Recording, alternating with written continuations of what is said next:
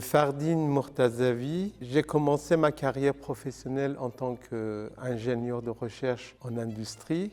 J'ai travaillé de longues années sur le langage entre l'homme et la machine. Ensuite, je me suis converti dans le métier artistique en tant que musicien et la scène en tant que comédien et après la mise en scène. Le projet Cyberombre a démarré en 2011. Nous étions sollicités par une professeure de français pour intervenir dans un lycée et apporter une médiation avec le théâtre d'ombre aux usages des réseaux sociaux numériques, puisque les adultes référents craignaient que ces usages intensifs modifient les rapports de l'autorité, provoquaient des troubles d'attention et aussi perturbaient la transmission des valeurs humanistes. Au fur et à mesure, j'ai vu que l'utilisation d'un atelier théâtre n'était pas suffisant, donc je suis allé chercher dans les différentes universités à entamer un processus de recherche doctorant pour enrichir mon regard sur cette médiation.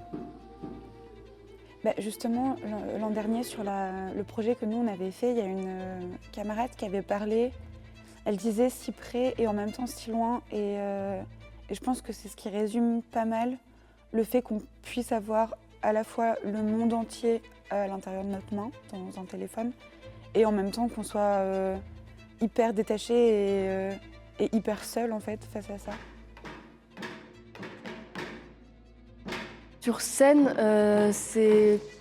on n'a pas les mêmes sensations en fait, parce qu'on a les émotions qui sont décuplées. Moi personnellement, du coup, ça me touche 2 fois plus quand je suis sur scène, parce que je peux faire ressentir aux gens les émotions et en même temps les ressentir moi. Alors que derrière un écran, c'est pas pareil, en fait, c'est figé dans le temps. Sur scène, c'est un peu quelque chose d'unique en fait.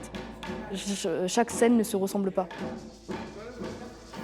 L'originalité de ce projet, je pense, se situe où on utilise une médiation, on parle de la technologie sans la technologie. On n'utilise aucunement des appareillages très sophistiqués. On est avec un rideau, des bambous, des instruments de musique, avec le minimum d'artefacts technologiques. Je pense que quand je suis sur mon téléphone, je me sens un peu hors du monde, dans le sens où on a cette proximité avec des gens qu'on ne connaît pas. Presque l'impression que même les relations sont virtuelles au-delà d'être vraiment dans nos cerveaux. Je ne sais pas vraiment comment l'expliquer. Ouais, il y a cette espèce d'évasion mentale qui parfois est plutôt une prison d'ailleurs. Presque comme si c'était pas sur le même plan, quoi. Comme s'il y avait un plan spirituel et un plan physique, et là c'est un plan virtuel qui est encore plus particulier. Aujourd'hui, les likes sont devenus des offrandes. Les posts X, des prières.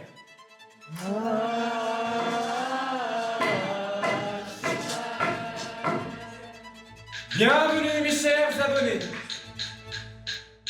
Que le numérique soit avec vous.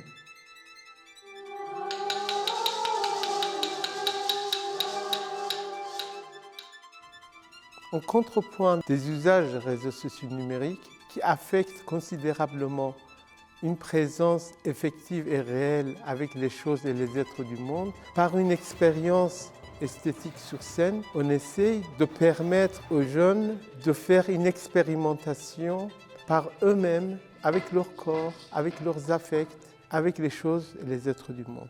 Donc les attendus, c'est de provoquer un moment, une brèche hors de temps et espace habituel pour que la personne puisse se revoir, avoir un regard distancié sur lui-même pour qu'il puisse développer une réflexivité sur son propre conditionnement technologique.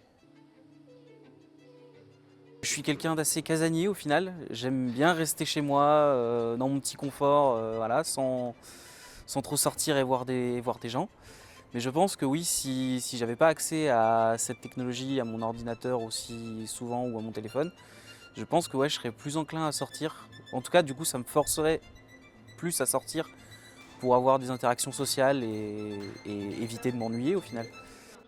On cherche à ce qu'ils s'approprient l'outil, à ce qu'ils prennent le pouvoir sur le dispositif numérique, à ce qu'ils puissent de nouveau ressortir, regarder, reprendre le pouvoir et renverser la relation maître-esclave et devenir maître de la situation.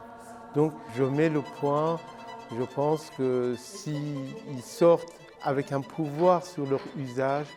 Qui a le pouvoir, qui a la maîtrise? Je pense qu'on aurait atteint notre objectif dans cette médiation.